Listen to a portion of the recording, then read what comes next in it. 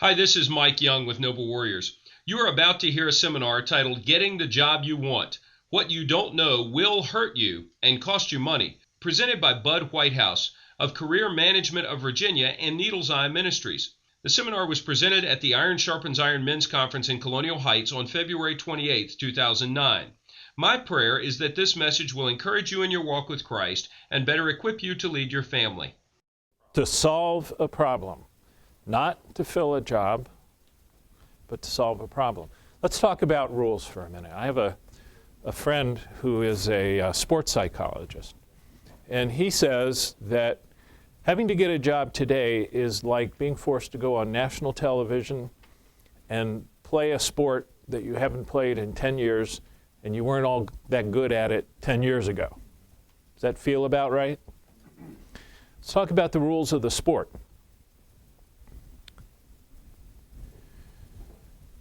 To find a good job, I have to find a suitable company with a suitable vacancy, right? Okay. I do that by applying online, checking out the Sunday classified, just in case. Maybe there's a headhunter out there who will get me a job, so I don't have to. And I have to network. Does that make sense? Sound like the rules to you? Okay. Let's talk about the rules. Have to find a suitable vacancy in a company. No company will hire you. An individual person will hire you.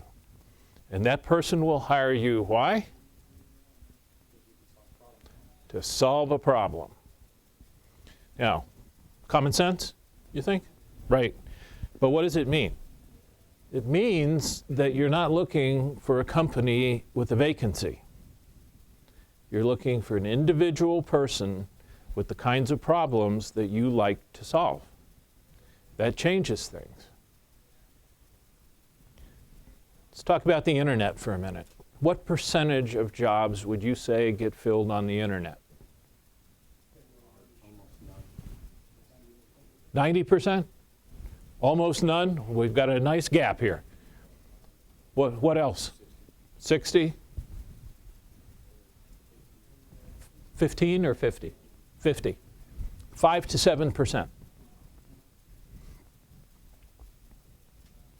Now, how much time are you spending on the internet? Lots. Yeah, for a 5 to 7% chance. Let's talk about the classified.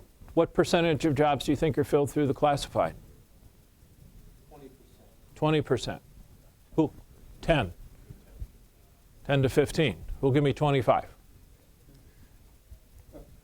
All right, somewhere between 10 and 20%? 5%. What about headhunters? What percentage of jobs get filled through headhunters?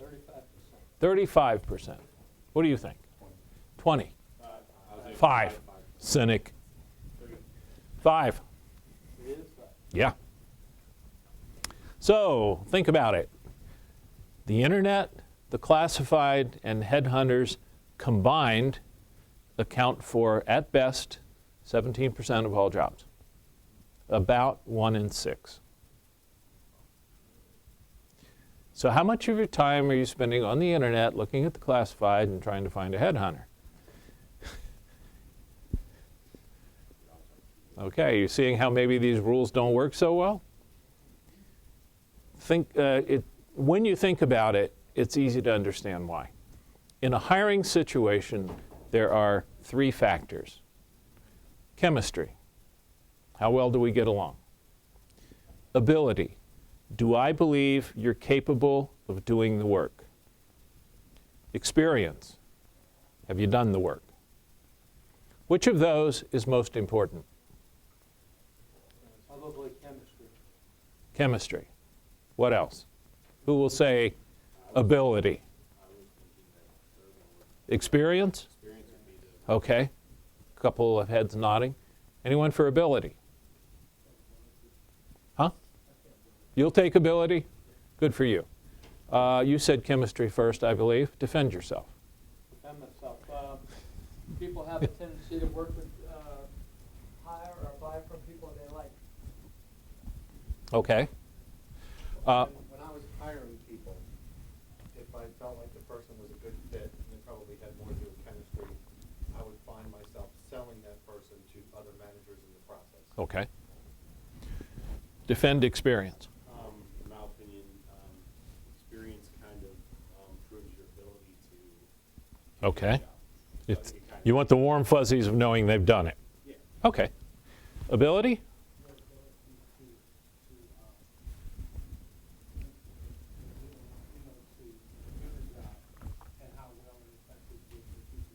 Okay. He's right. Look at it this way. If I don't like you, it's over. You're done before you ever got started. Right. What's second? Got experience? Who will say ability? Ability. Defend yourself. If someone has a good track record and experience, I'm more likely to hire them and figure I can teach them the skills necessary to do the individual job that I'm giving them. Okay. Sir. Ability, and I look for someone, I look for a couple of things. One, your capacity, your ability to, so ability is from a capacity standpoint of knowing that they can learn or adapt very fast. What's your point? And you can adjust them from that. Okay, so how many hands do we have for experience? So the rest of you like ability? Ability wins. Look at it this way. If I like you and I believe you can do the work, how much do I care that you haven't? I can give you experience. I cannot give you ability. One other thing too, Bud, with experience comes, depending upon the purpose of for hiring, with that comes potential bad habits. Well, I don't know about you. I've worked with a lot of people who had lots of experience and hadn't figured it out yet. Yeah. Well, you know what I'm saying? If you, Yeah. you change, I know exactly. your way versus them coming knowing Right. everything. Okay, so chemistry is first, because if I don't like you, I won't hire you. Ability is second, because if I like you and believe you can do the work, I don't care about experience. Experience is dead last. So when you're looking on the internet, what are they asking for? Experience. What about the classified section? What about headhunters? Yeah, I used to be one. I'm in recovery now. Chemistry is most important, ability is second, experience is dead last, but our culture makes the first cut based on the least important of the three critical factors, then goes to the pool of people who are left who have done the work. Maybe well, maybe not so well, and we look for the best chemistry and ability we can find.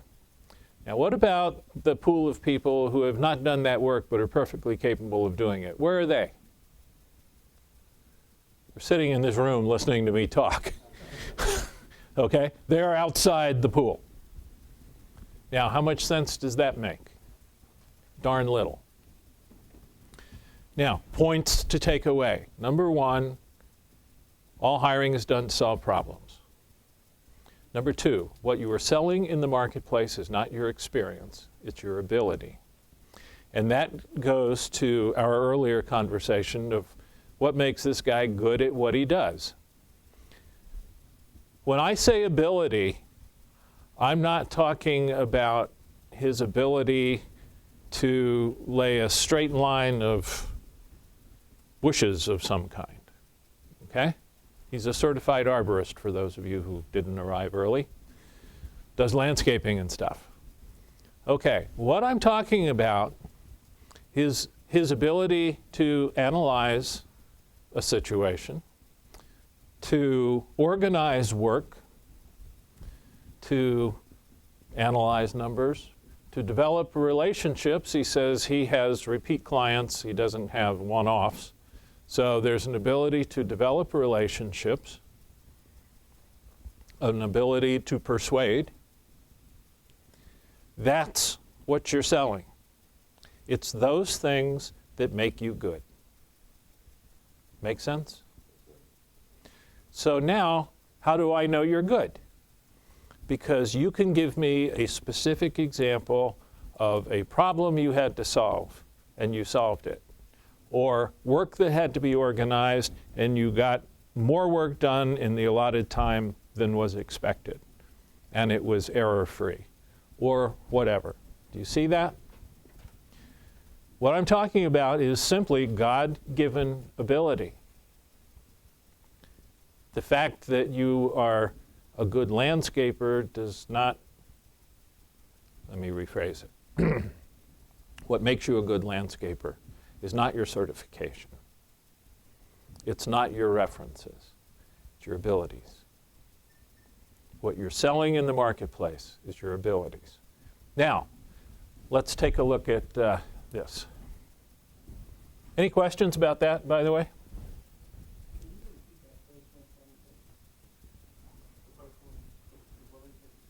Oh, you're not looking for a vacancy in a company. You're looking for a person with a problem. All hiring is done to solve problems. Mm-hmm.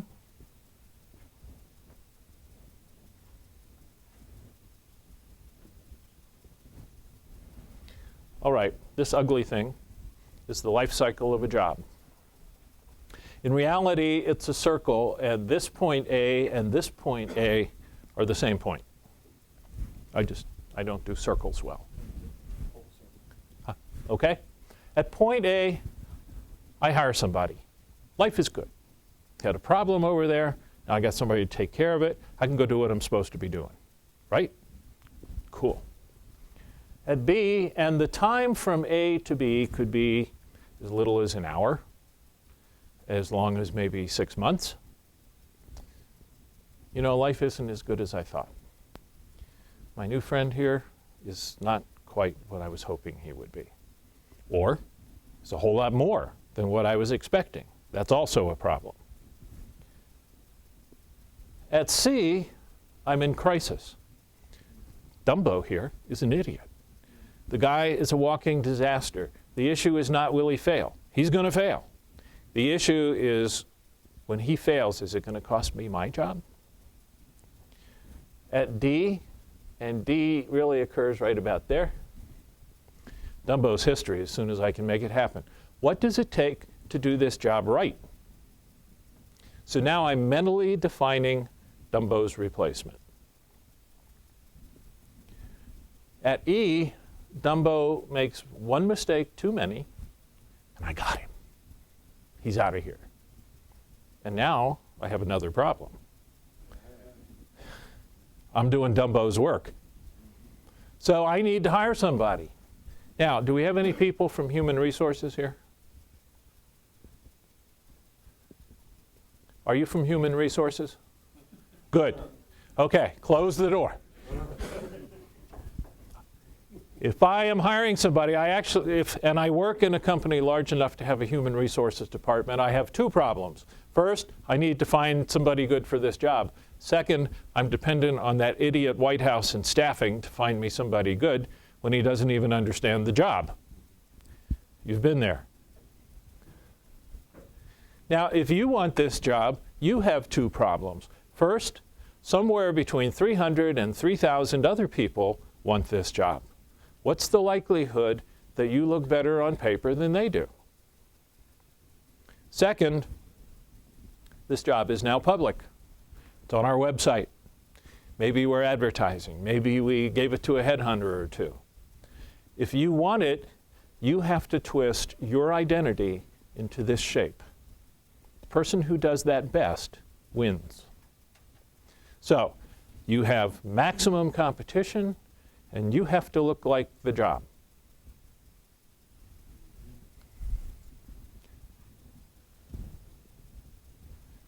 Come see me anywhere in there.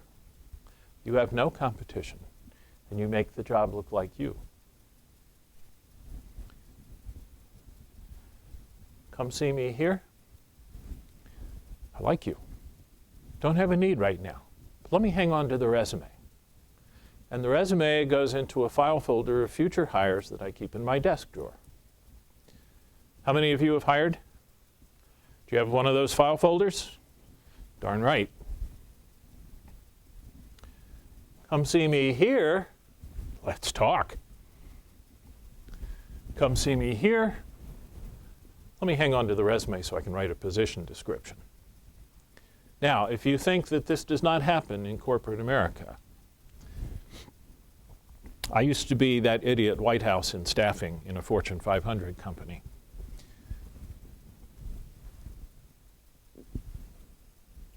I would at least give me credit for interest. May not have been the brightest guy, but I had cared about what I was doing.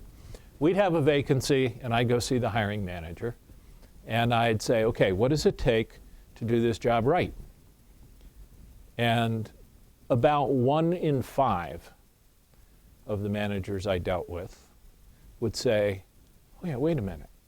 And he'd open up the file drawer in his desk, go to a file folder, pull out a resume, and say, hire this guy. Which is the wrong thing to say to the HR guy in a Fortune 500 company. I'm sorry, Mr. Hiring Manager, you don't seem to understand. We have policies and procedures here, including a posting policy. This job will remain in-house for the next 10 business days. During that time, employees can apply, and if one of them's qualified, you have to hire them. Now, I said that so many times that I can say it without even thinking today. Mr. Hiring Manager here would invariably say the same thing back to me. It's like a play. It's in the employee handbook. Hiring Manager would say, I understand. Yeah, do what you have to do, and then hire this guy. I always wonder where the guy came from. Oh, it was right here. Okay? Somewhere that hiring manager met the guy, maybe at a bar, maybe at an engineering society meeting, maybe at a picnic, maybe it's a new neighbor down the road. Somewhere they met this guy and said, okay, here is the solution to a problem. I don't have the problem yet, but I'm going to, and when I do, I have the solution. Does that make sense? Now, all of you who have hired people knew this. You just didn't know it, right? So how do you get to the guy? How am I doing? Okay. It's story time. In October of 1990, I had the opportunity to be self-employed. You can call that downsized if you wish, depending on your definition of downsized. If going to the CEO of the company and saying, one of us has to leave, is downsizing, then I got downsized. All I wanted to do was start a conversation. He looked at me and said, oh, okay, you. Okay, so I'm going to be self-employed. I'm going to teach people how to get a job for a living. My only problem was I didn't have the vaguest idea what I was doing or how to start a business or any of that. So my wife says that during that time I was unemployed. And I have to admit that I did sort of half-heartedly look for a job, and I did it just the way that you're thinking, that you used to do it before today. And it got me nowhere. On a morning in May of 1991, I woke up, and my first thought was, I've got to get a job. I called my friend Paul. Paul owned a small outplacement company. You know what outplacement is? I had done some work for them. We got along fairly well. So I called him up and I said, look, I've done enough outplacement to know that it's what I want to do. But I don't really know what I'm doing. And I haven't been in it enough to know if I even speak the language. I've got to get out there and talk to some people about this, and you have to help me. Paul said, you're absolutely right. It's how I got in the business. Call these 4 people. Tell them I told you to call. Called the first person on the list. Jim somebody. He's the managing director of the Washington office of, at the time, America's largest outplacement company. Called him up. I said, my name is Bud Whitehouse. I was referred to you by Paul Cudahy.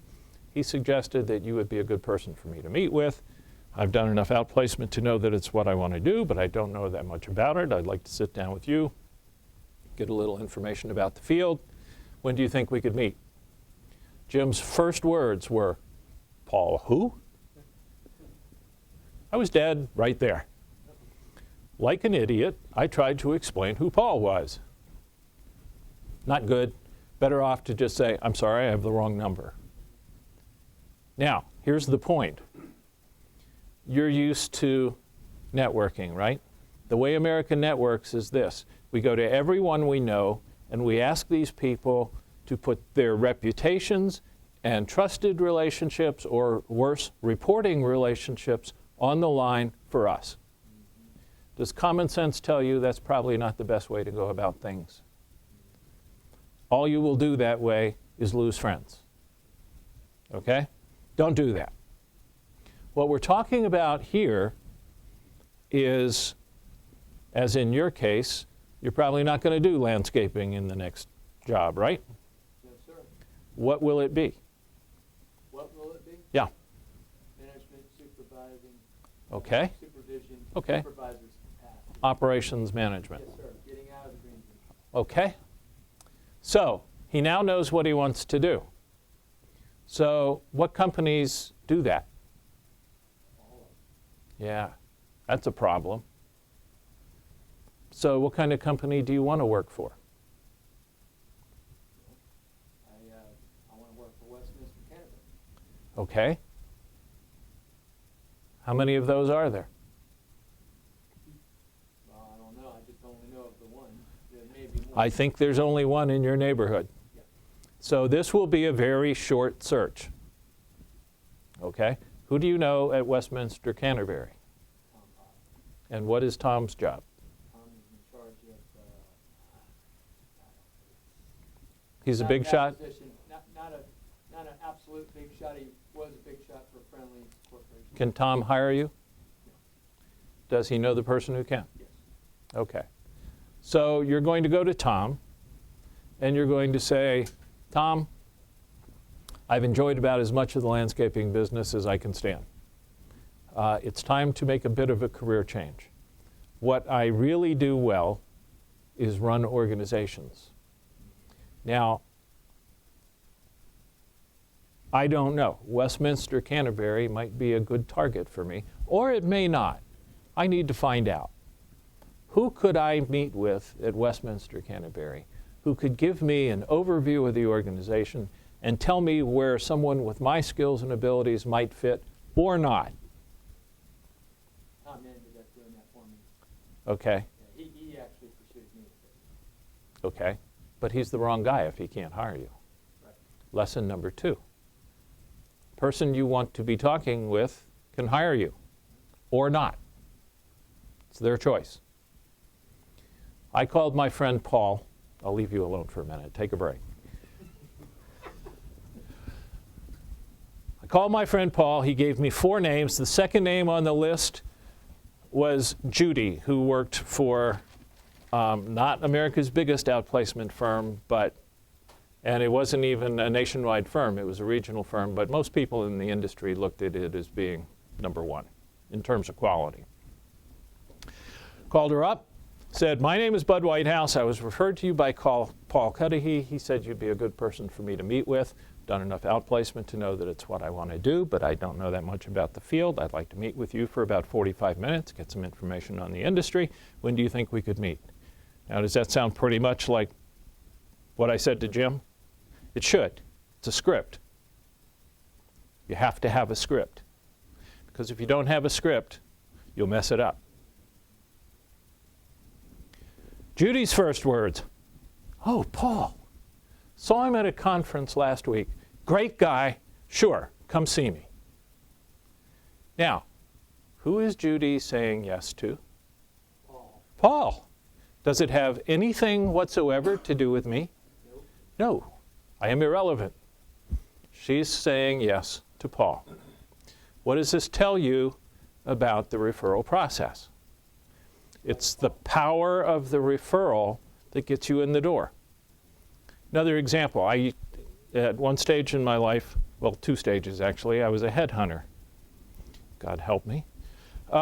Second time, I was doing headhunting in a sort of minuscule aspect of telecommunications. I lived in the Washington, D.C. area, and I had a friend who viewed it as his mission to help everyone in Washington, especially if they were looking for a job. And of course, everyone in Washington is always looking for a job. So he would meet somebody and say, you should talk to Bud Whitehouse. He's a headhunter. He can help you. So here I am working in this little area of telecommunications, and I get a phone call from some 22-year-old guy with a degree in French and not the vaguest idea of what he wants to do for a living. Burnett Thompson said I should speak with you. Well, at times other than that, Burnett Thompson was one of my best friends. Burnett is a spiritual father to me. At those moments, I was not fond of Burnett. Okay? But I knew what would happen if I said no. I'd get another phone call, right? So I may as well go ahead and meet with this turkey and get it over with. And by the time we actually got to the meeting, I was relegated to the meeting. It's fine, not a problem. The fact was, I could not say no to that person. I owed my relationship with Burnett the courtesy of this meeting. That's a referral. Make sense? Can I just say something? Sure, jump in. What he's telling you is right on target, okay? And it's free. Okay? No, serious. I work with a management firm. He's telling you, everything he's telling you is right on target, okay? It is uncannily on target, because he knows what he's doing. And I've got firsthand knowledge of what he's talking about. Well, tell us. Okay. Well, I Come on work up with- here. Sorry, I don't have an extra mic. No. No, So come. I just really want to, I can't stress enough of how powerful and how exact of what he's telling you. I retired from the phone company, okay? And here's, and in just knowing what you do, for example, I sat down, before I left, I sat down with the airport authority, okay? And my background is telecommunications. That's my background. But what I do is I'm good at strategic planning, at organizing, at building teams, at turnarounds, at startups, at execution. I get results. Those are the abilities that I have. That is what I sold to that HR director, okay? They didn't have a job, but by the time I left his office, it was just I just want to sit down and find out more about what you do. By the time I left there, they were looking at building a job for me. They didn't even have one. Okay? It was probably somewhere in there.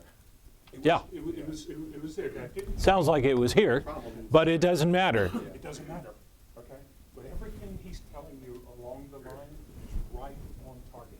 And it's, I don't know this guy, by the way. I just suspect that. And it's about the relationship. You know, you call up and say, I'd just like to find out more about what you do. You're not asking them for a job. You're just going in, but it's by referral. It really is. You're riding on that other person's credibility, bottom line. But the reason I wanted to just say this is, like I said, I work with a management firm. Hence, I paid. Okay? He's giving it to you for free.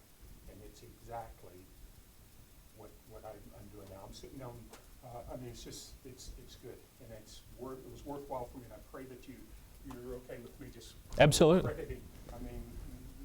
He's telling me everything right on target, folks. Because I've experienced it and seen it. All of the things that he's talking about. That's exactly it. The abilities, all of that, you want to be able to tell what value you bring. I'll tell you, I'm talking to someone now, and the catch point for me is going to be, if you find somebody who can save you this amount of millions of dollars in 1 year, you probably need to hire them for a year. And I'm not going to go through my qualifications, but it's understanding who you are as far as the abilities that you have and what they're looking for, so you can solve their problem. Bingo. Their problem solver. I'll stop, but Thank you. very, very powerful. Thank you. So I guess I'm right. Now, I go through my little script with Judy, right, on the phone. Judy says, "Oh, Paul, come see me." So I schedule a 45-minute meeting with Judy.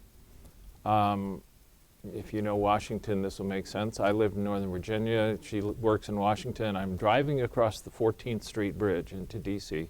when it occurs to me that I have asked for this meeting. Maybe I ought to have something to say when I get there. I thought of a couple of aspects of outplacement that I just had no familiarity with, and on I went. So I get to her company, and she comes out and meets me, and we go back to her office, and we establish that it's a nice day, and I found a place to park all right. And then she leans back in her chair, puts her hands behind her head, and says, "So, what can I do for you?" Imagine my relief that I knew.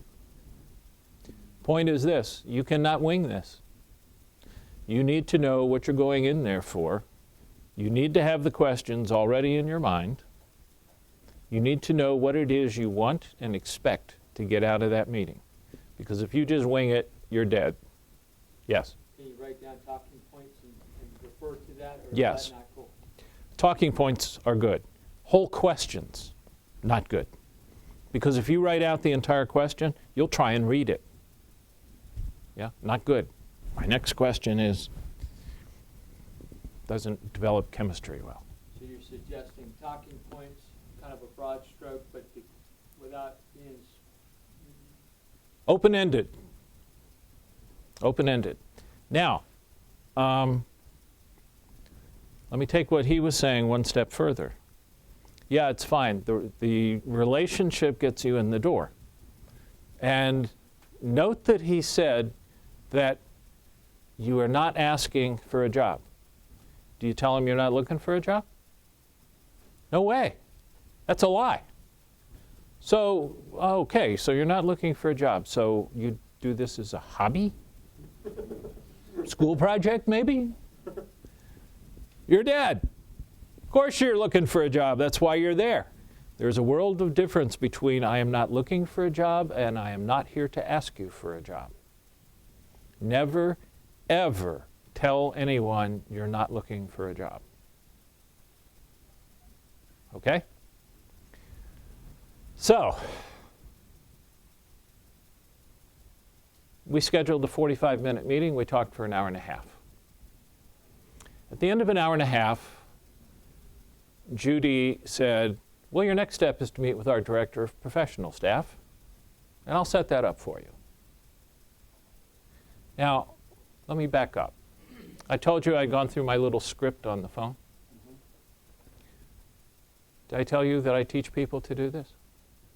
Did I tell you that I didn't expect it to work for me?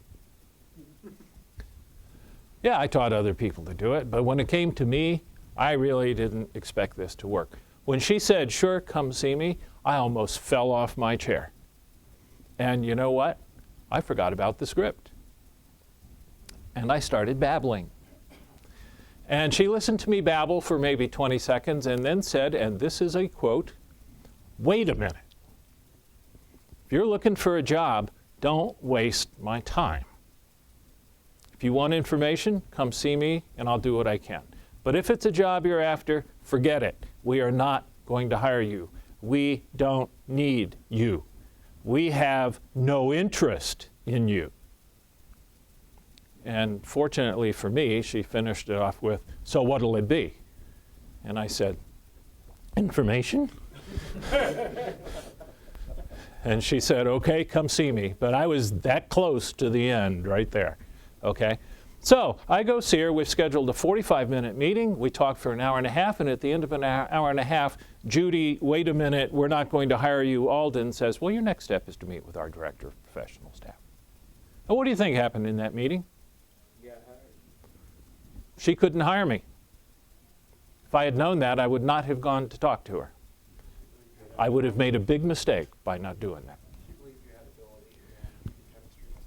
Chemistry, we were pals in 10 minutes.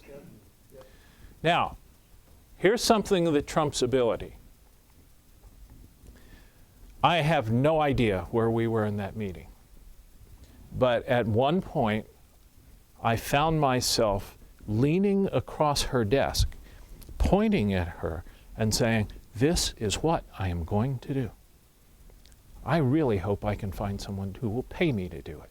But if no one will pay me, I'll do it in churches on Sunday afternoons. I'll do it in my basement. This is not a job for me, it's a calling. Woo! I had about half those words out before I realized I believed them. When I realized it, I almost passed out. That was a defining moment in the life of Bud.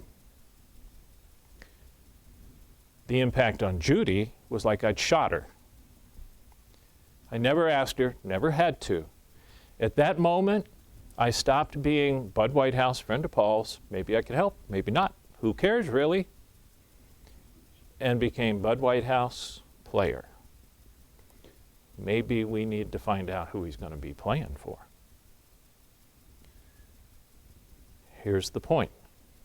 Only if I am forced to conclude that you will be my best asset as in my employee or my worst nightmare working for someone else, do I need to take a look at you. But when I conclude that, you better believe I'll take a look. You have to be unstoppable. If you are stoppable, people will stop you. It's human nature.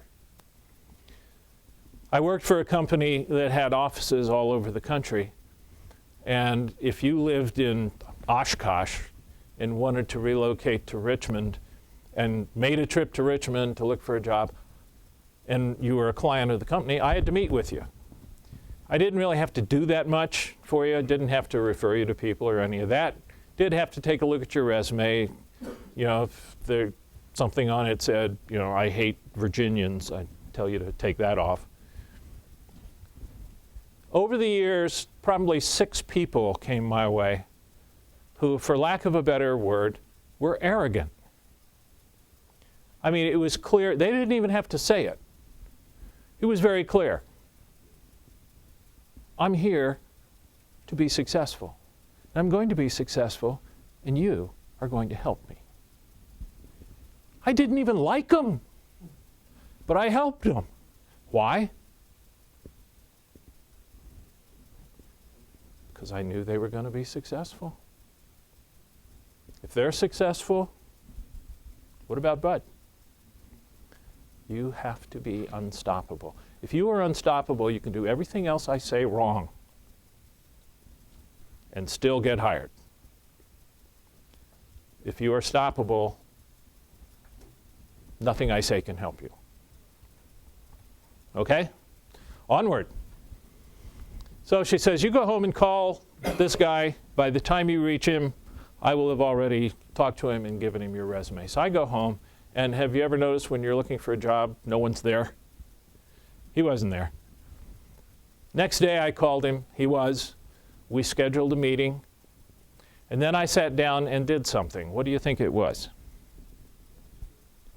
Wrote a script. That's good. I already had one, though. Good thought, though. Someone over here said. No. Yeah. That's not what I was thinking of. It's a good answer. Did you work salary range? No.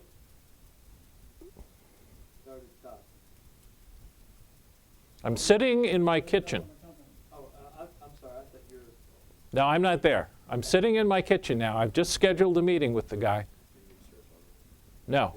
That's good, but no. Yes. Did you hear that? I thanked Judy.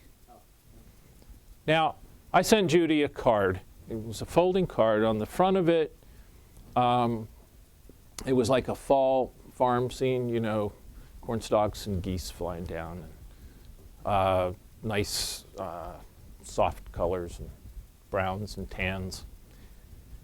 On the inside, I wrote, "Dear Judy, thank you for the time you gave me yesterday. I particularly enjoyed our discussion of hiring trends." Paragraph 2. I've called Rick McDonald and scheduled a meeting with him for next Wednesday at 2 o'clock. I'll let you know how it turns out. Paragraph 3. Thanks again for your time. I'll keep you aware of how the search is going. Put it in an envelope, send it off. Now, that search took me a total of 10 days. So I called Judy back to say she was going to refer me to someone else and didn't have the contact information. So I call her back to say, don't need it, have a job, hallelujah, thank you. She comes on the phone, and before I can say a word, she says, I got the card you sent me. Thank you so much. It was wonderful. And I learned. Now, when I was that idiot Whitehouse in staffing, I interviewed about 100 people a month. How many thank yous in a month do you think I would get in the mail on average? 0? 1? Bunch of cynics here. 2. 2 out of 100. Now, every one of you had a mom, and your mom always taught you to write thank you notes. But no, you're all still in rebellion against mom, and even though you know you should do it, you don't do it. And so the 2 people out of 100 that do get all kinds of points. Yes, sir? Is it kosher to do that by email, or do you really have to go and Okay, which says relationship? Card, email. It's all about relationships. Yeah. Now, moving forward, I met with Rick, sent a card to Rick. Same card, different words. And that's another point. After an interview, of course, you will send cards to everyone you interviewed with. You may send the same card, but they all better say different things, because they will compare them. And if they all say the same thing, that's worse than sending nothing. Yes, sir? One thing that you brought up, and maybe a point, you did specify in the letter, Judy, that it was important Yeah. to talk about hiring trends. I'm going to talk about that in just a second. That was brilliant, that card. Now, it was pure dumb luck. As it happens, it was the only card I had. I had it because I liked it. But Judy's office then and my office now are very much alike. They're full of dark wood and brass, and we're trying to look like lawyers or something. Conservative farm scene, nice earth tones, complement the dark wood and the brass really nicely. It was perfect. It was perfect. Let's talk about the words. Here we go. Dear Judy, it's to Judy. Thank you for the time you gave me. We are saying thank you. I particularly enjoyed our discussion of hiring trends. Now, why do you suppose I would put that in there? Because you're obtaining information. That's a good thought. It's not quite the right one. It was a relationship, not just Yes. a stepping stone. We got off on hiring trends. Probably half the time we talked was hiring trends. Why? It's boring to you, but it's exciting to us. So when I mention that, I'm re-invoking those warm fuzzies, right? Paragraph 2. I've called Rick McDonald. I have done what you told me to do, which is much better than I intend to do what you told me to do. Now, if Rick had been on vacation, I wouldn't have waited. I'd have said, Rick's on vacation, I'll nail him when he gets back. I've called Rick McDonald and scheduled a meeting with him for next Wednesday at 2 o'clock. I'll let you know how it turns out. Now, we don't know each other, but let's say you and you are friends. You don't have to stay friends long, just for a minute. Okay? I come to see you and you refer me to him. I send you that card. Don't you want to hear from him how it turned out before you talk to me? Absolutely, it's human nature. With that line, I roped her into the process. Brilliant. Dumb luck. Let's see, paragraph 3. Thanks again for your time. We're backing out now. I'll keep you aware because she told me specifically, please stay in touch with me. Let me know how it's going. I told you I sent a card to Rick. He didn't gush over it like Judy did, but for weeks he was sending me stuff in the mail. Understand you're going to Richmond. Maybe you can use this. We're thinking about doing this. I'd like your input. Just on and on and on. Here's the thing. It's all about relationships. A card says relationship. If you have it, it reinforces it. If you don't have it, it's not going to hurt you any. Make sense? Did you send a thank you to Paul? I did. Now, let's talk.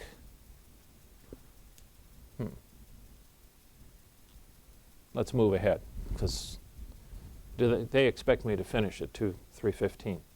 I expect the microphone gets returned at 3:15. But if you all have time, want to stick around, that's fine. I go see Rick. Scheduled a 45-minute meeting. We talk for 2 hours. At 45 minutes, I start packing. Rick says, what are you doing? And I said, I asked for 45 minutes. It's up. He says, don't worry. Got all afternoon. Now, I had done the same thing with Judy. At 45 minutes, I started packing. She said, what are you doing? And I said, I asked for 45 minutes. They're up. She said, wait a minute. Picks up the phone and calls her secretary and says, don't bug me until I tell you. Not so bad. Point is this. Ask for the time you need. The time you need is at least 45 minutes, by the way. If you think you need an hour, ask for that. If they wouldn't give you an hour, they wouldn't have given you 45 minutes either. It's a problem with the referral. Honor the commitment when you're there. If you ask for 45 minutes and they're up, so are you. If they want you to stay, they'll let you know. Okay? At one point in my conversation with Rick, it seemed a good idea.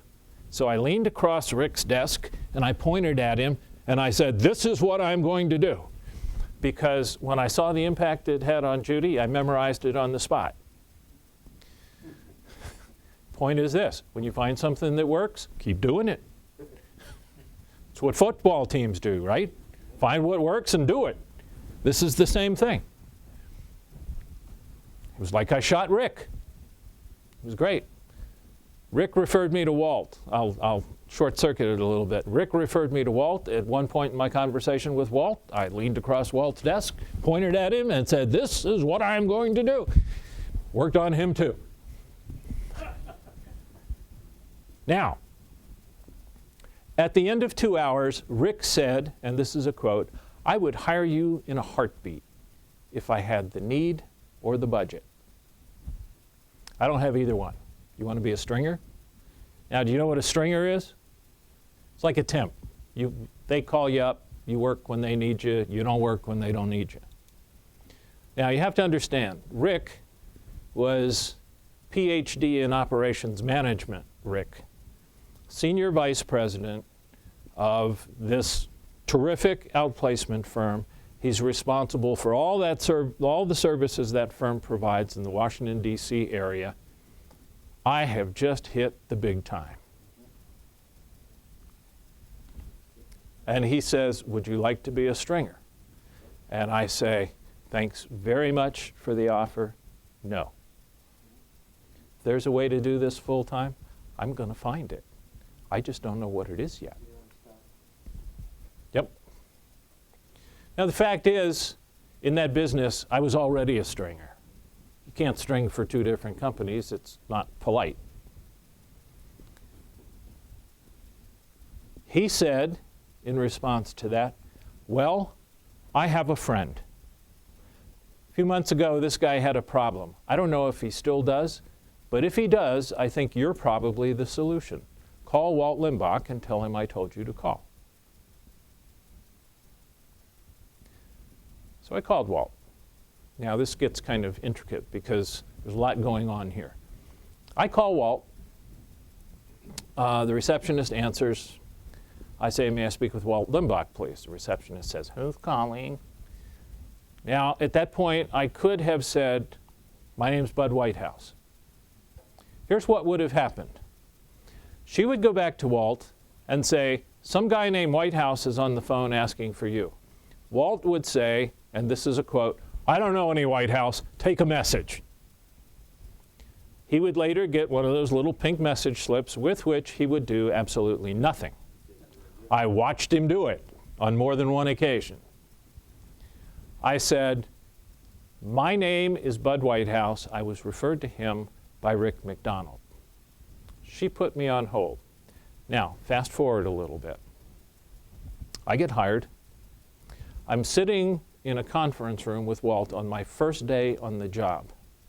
And we're going through a manual that clients use. And there's a whole chapter on letter writing. And I turn to Walt in my tactful way and say, Walt, what is this nonsense about letter writing? America does business by telephone.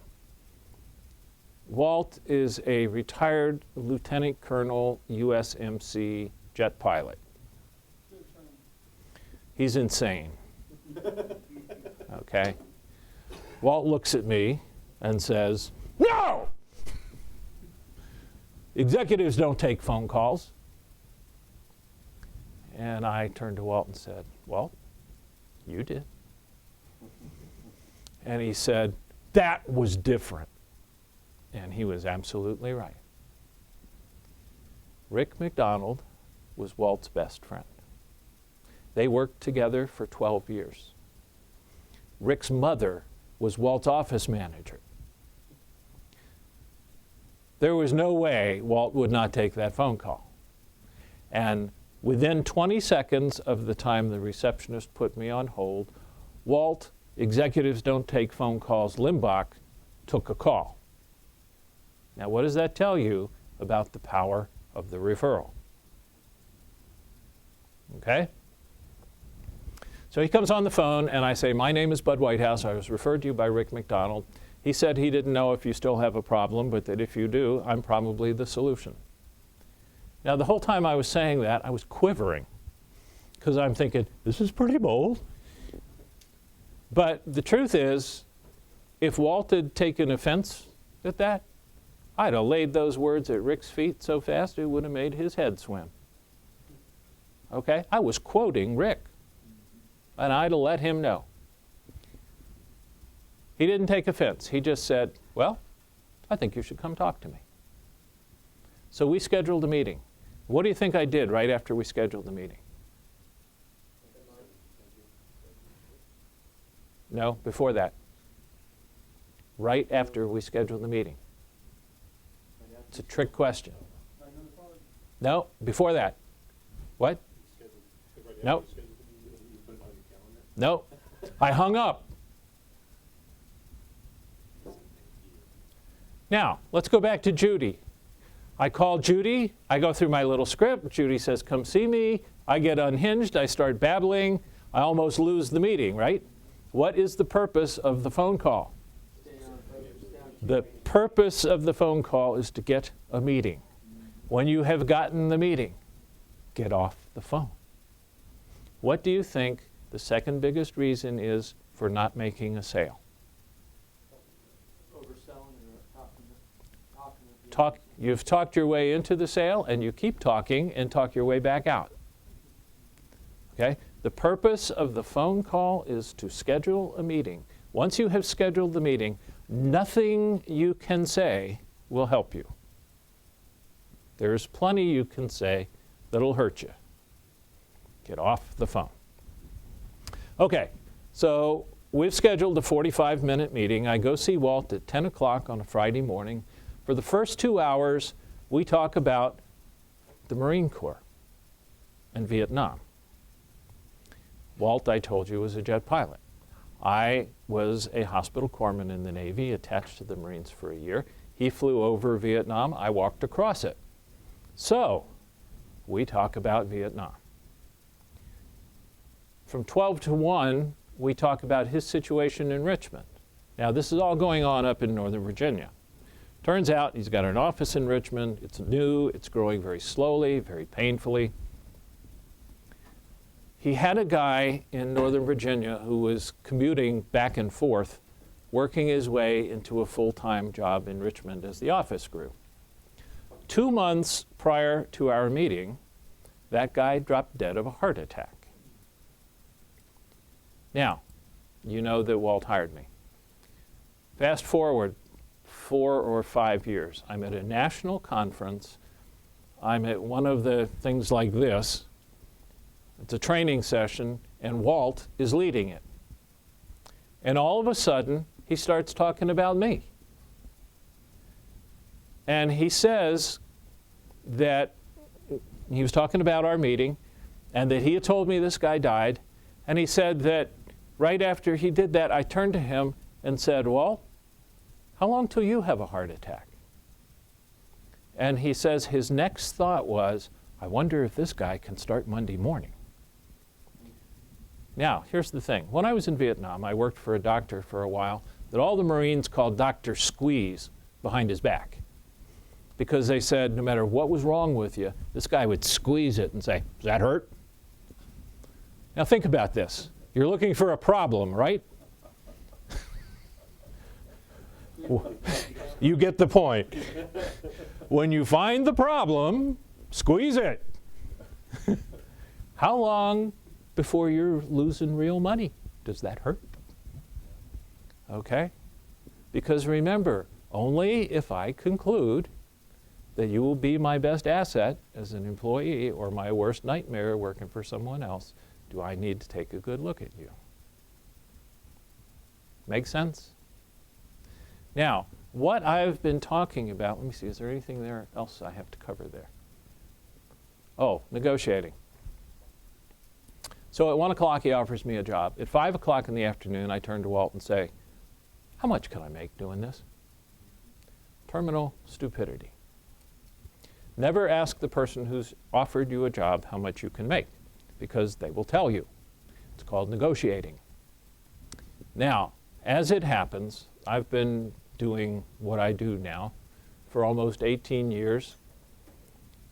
If you are a client, there is a better than 70% chance that you'll get back more than what you paid me in the negotiation. Over the last well over a year, every client that I have helped negotiate got back more than what they paid me, some multiples of it. I'm good with your money. So you know what this great negotiator said to Walt when I say, "How much can I make?" He turns to me, kind of smiles, shakes his head, says, "You'll never make more than this. And I can't afford to pay you that." So you know what this great negotiator says in response to that? "Oh, okay." I've learned. Now, when do you start negotiating? Once they Nope. Trick question. When do you start negotiating? don't, they do. No, that's a good thought. It's not what I'm looking for. When we first lay eyes on each other, within 3 to 5 seconds, I have made a judgment about you. That judgment, it's not a hiring decision. It's just a judgment, positive or negative. That will not change for the next 3 hours. If the judgment is positive, you can get on my desktop and dance, and I'll think that's pretty darn creative. If the judgment is negative, nothing you do, unless I have received really good training in how to ignore that, will change that judgment. So, your mother was right. Look them in the eye, firm handshake, right? Bud Whitehouse, how are you? John Brown. You want to wash your hand now? Bud Whitehouse, Yeah, that's me. good to see you. Yes, good to meet you. Yeah, you think so now? No. No. Bud Whitehouse, how are you? Scott Keller, how you doing? Great. You think so? No. Prosecution rests. Now, firm handshake, right? I had a client who had played professional football. His handshake was one click past painful. And you knew that there were as many more clicks behind that as he wanted. It took me 3 weeks to get him to be able to shake hands without killing you. Okay? There's a happy medium in there somewhere between the dead fish and the pincers. Find the happy medium. Okay? Now, what do you wear to the interview?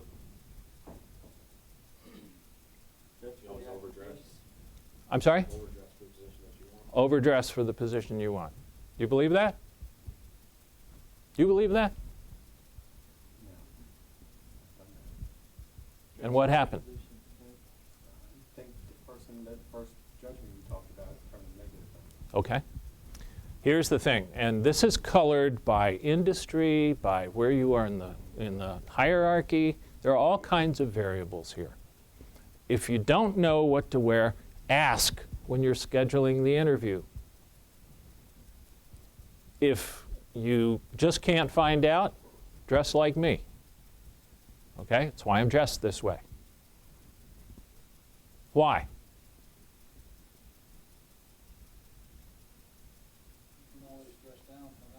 It's easy to take a tie off, right? It's real hard to make a tie look good over a golf shirt. Now, that said, follow the lead of the hiring manager when you're there. Okay? I worked with a woman for a while who had been in human resources for Grumman Aircraft. She was interviewing for a job in the plant on Long Island, and so she goes through the interview with the hiring manager. At the end of the interview, the hiring manager says, "Now I'm going to take you on a tour of the plant just so you get some idea what it's all about. It's kind of hot in there. You may want to leave your jacket behind." So she does. They go through the plant, shake a few hands, talk to a couple of people, finish the tour, she leaves. She gets the job. Once she's in the job, she finds out that there were 3 candidates for the job. The other 2 guys went through the interview. Hiring manager said, "Going to take you on a tour of the plant. It's kind of hot out there. You may want to leave your jacket in here." They elected not to leave their jacket. They elected to wear their jacket. Went through the plant, shook some hands, talked to a few people, were seen by the plant personnel as being suits, did not get the job. Follow the lead of the hiring manager, unless they're ordering double scotches. Okay? Now, the whole point of what I'm talking about is this. People hire to solve problems. You're not looking for a job. You're not looking for a company with a vacancy. You're looking for a person with the kinds of problems that you like to solve. How do you find that person? By going into companies and finding out what they're about and where your skills and abilities might fit best. And then when you find a problem, you can be a solution. You cannot be the solution until you know what the problem is. Make sense? Okay, let me stop there. Questions or other things you want to talk about? Yes, sir. I have an answer. Hope it matches.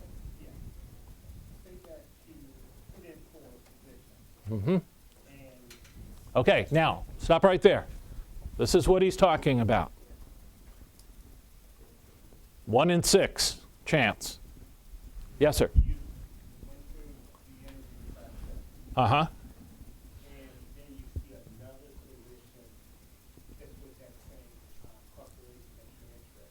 Right. Would they judge you from the past interview and say, "Oh no," or would they look at you for that position right there? Depends on them. Some will, some won't. Some will take offense if you say you want to be considered for the other one. Some won't. No way of knowing. What else? Yes, sir. How do you negotiate pay? Oh, okay. What's that important? When do you talk about money? Yeah. You can talk about money when they offer you a job. You never, ever, ever, ever talk about money in the interview. Why not? That's all you're concerned about. Not like that. I'm sorry? You might price yourself out of the job. Might ask for too much, right? Or too little. Okay. Those are both right as far as they go. This job pays between $120,000 and $150,000. Tell me, how much are you looking for? Oh, cool. So we have a match. Great. Now, my candidate here thinks, oh boy, I just hit the jackpot. You know what I'm thinking? I got a bargain. Why? Because 2 months ago, my boss came to me and said, Whitehouse, if this problem is still a problem, in 90 days, you're out of here. Now I've interviewed him and found that, you know, he has solved that very problem. What is he worth now? $150,000, because that's what he told me he'd take. You never, I'm not picking on you, about 95% of all people succumb to that. Here's the thing. Did you ever buy a car at a car dealer's? Okay, let's go buy a car. In my head, I have a vision of car. 2009 Jaguar XK8 convertible, British racing green, tan interior. Okay? See it? Cool. In my head, I have a vision of what I'll pay for this car. I've done the homework. I know what that costs. I'm not getting taken. So I waltz on down to the local Jaguar dealership, walk inside. I'm greeted by the sales rep. I admit to the sales rep that I'm looking for a 2009 Jaguar XK8 convertible, etc. He says, come with me for just a minute. And we step out the back door of the dealership. And there, alone on the lot, golden shaft of sunlight shining down the pony. 2009 Jaguar XK8 convertible, British racing green, metallic British racing green. Sun glints off the flecks in the paint. Walk over to the car, bend over to look at the instruments. The aroma of leather wafts past my nose. Salesman hands me the key. I take it. I sit in the driver's seat, and it just sighs. Gotcha. Turn the key. Car starts like that. Take it out on the road. Heads turn as I pass. This is cool. Now, do you think that I might be persuaded to pay $1 or $2 more for that Jaguar than the one that was in my head when I walked into the dealership? Oh yeah, that's why I'm driving it. Now here are the statistics, okay? Remember this next time you go looking for a car. Forget driving it. Touch it. Feel the finish. Pat the Jaguar on his little head. You've just increased the odds you'll buy the car by 500%. Keep your hands in your pockets. Okay? Now, what happened there? On my way to the dealership, I had made a decision that was both emotional and logical, right? It's a pretty cool car. Like that car. That's emotion. Logic, I've done the research. I've done the homework. I know what it costs. I'm not getting taken. Now, what happened to logic when I went around the corner and saw all those people watching me? Darn right. Right out the window. I've got to have this car. Now, what does that have to do with how much money do you want? You are always worth more as the last one standing than you were as a candidate. That's why you don't talk about money. So how do you not talk about it? First, by not giving up your right to not talk about it. There is no law that requires you to tell them how much you want. Okay? If you ask me how much I want, I ask, what does it pay? Now, you will either tell me or not, right? Those are the only two choices.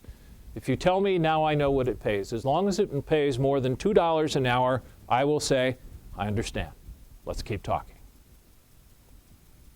If you won't tell me, I will say, well, you know, that's interesting. You want me to tell you how much I want. You won't tell me how much you're paying, and this is normally a negotiated thing. Why is that?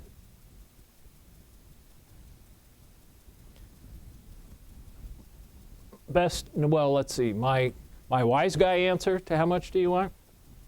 You know, probably more than you want to pay me. Everyone I ever hired wanted more than I wanted to pay. I figured, shoot, it's my turn now.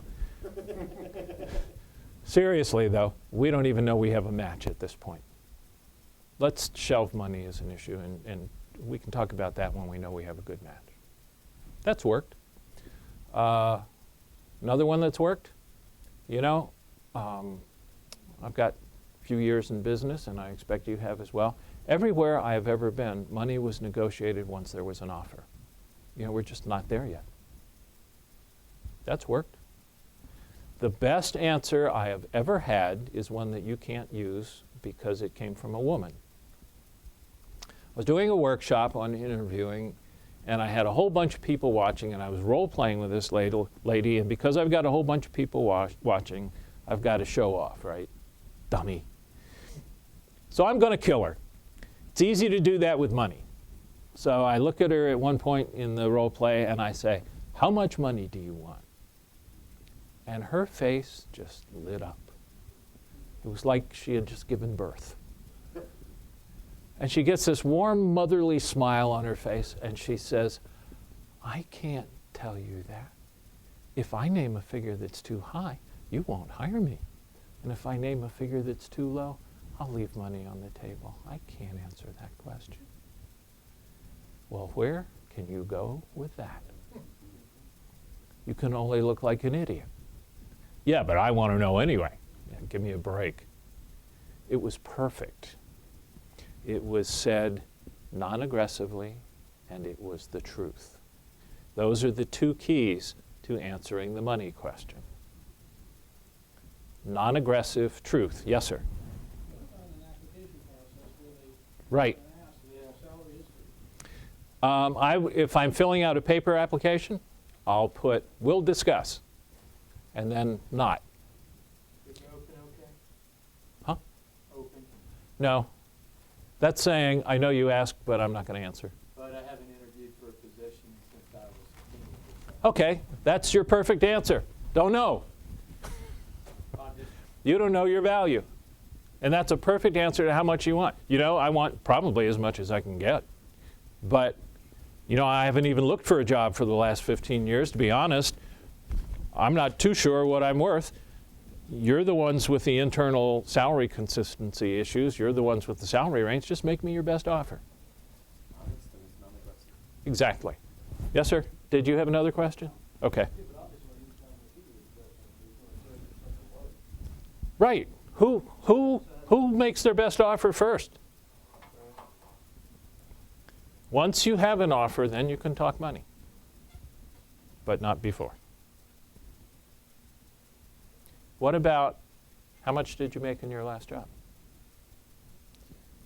None of their business. Now, I wouldn't say that. That's fair. No, that statement is not fair if you say it. I would say, you know, I got paid to do things in my last job that you're not going to ask me to do here. And by the same token, you're going to pay me to do things I didn't have to do in that job. There's not a true correlation here. Really, though, more to the point, I don't want to be valued by you based on my value to someone else in a different situation. I want to be valued by you based on my value to you. What would you say it is? Turn it around on them. It's amazing to me how many people will talk about money after you've just refused to. How much do you want? They'll say. You'll say, not telling you. They'll say, well, here's the range. And you'll say, I understand. Okay? If you're applying online, you probably don't get anywhere if you don't put a number in. So you have a decision to make.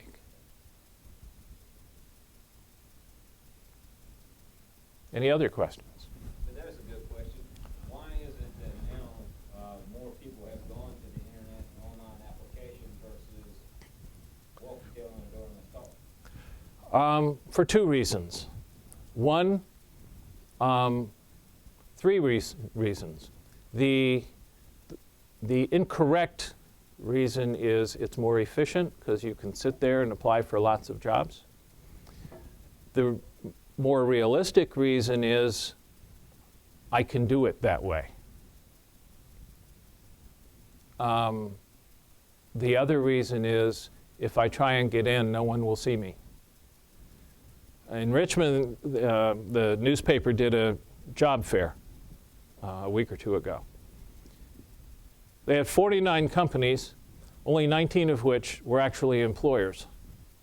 The biggest one there was Owens & Minor. They're Fortune 500 surgical supplies and stuff. Fortune 500, right? They're heavy on everybody's hit list. Our table was next to their table. The line for Owens & Minor started at their table, went across our table, went across the next table and the table after that to the corner of the room, and then up the other side.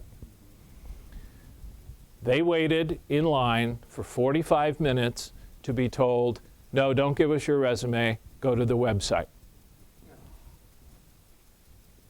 Why are they there? Yeah. All they did was tick off about 150 people. I don't get it. Decided they don't either. Yeah, they don't. I think a lot of companies today do the hiring backwards, as you mentioned. They look at an experience, and the internet gives you that quick ability to Yeah, set up well, screening criteria. understand, you know, there are more people for every job now than there were 30 years ago when I got in the market. Here is the guiding principle. When you are trying to rule people out, any excuse will do. Okay? I had a client, you know, I talk a lot about resumes and what you do and what you don't do and the kind of paper you use and all that. This client got a job and then found herself hiring people. She called me up one morning and she said, I thought of you at 10:30 last night. And I said, oh? Why? She said, well, I'm hiring. I've got a ton of resumes. I'm sitting there last night and I've read a mess of them. And I look down and the next one is on pink paper and my first thought is, thank God at least I don't have to read that one. Two schools of thought. One is everything goes on the resume. The other is no one cares beyond 10 years. I subscribe to both schools, depending on the situation.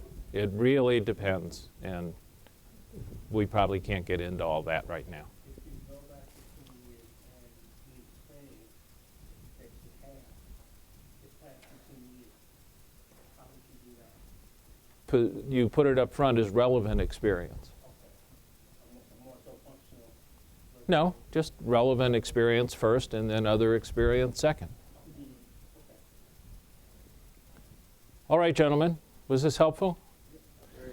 On your chair was a sheet of paper just like this. If you would fill it out, I would appreciate it. Toward the bottom, there's a thing that says yes, blank, no blank. I would like to schedule a complimentary appointment with Bud Whitehouse, that's me, to discuss my situation. You should check yes or no. If you check no, I won't call you. If you check yes, I will call you.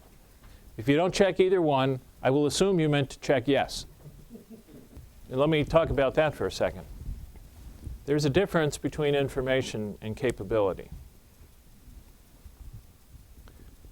How many of you play golf? Okay. You ever read a book on golf? Ever watch a video on golf?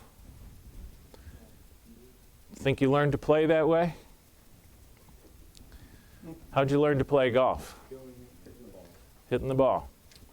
If you had to compete and were fortunate, you had a coach. Tiger has a coach. This is the same kind of thing.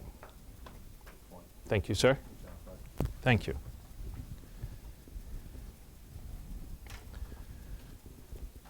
I guess I'm finished.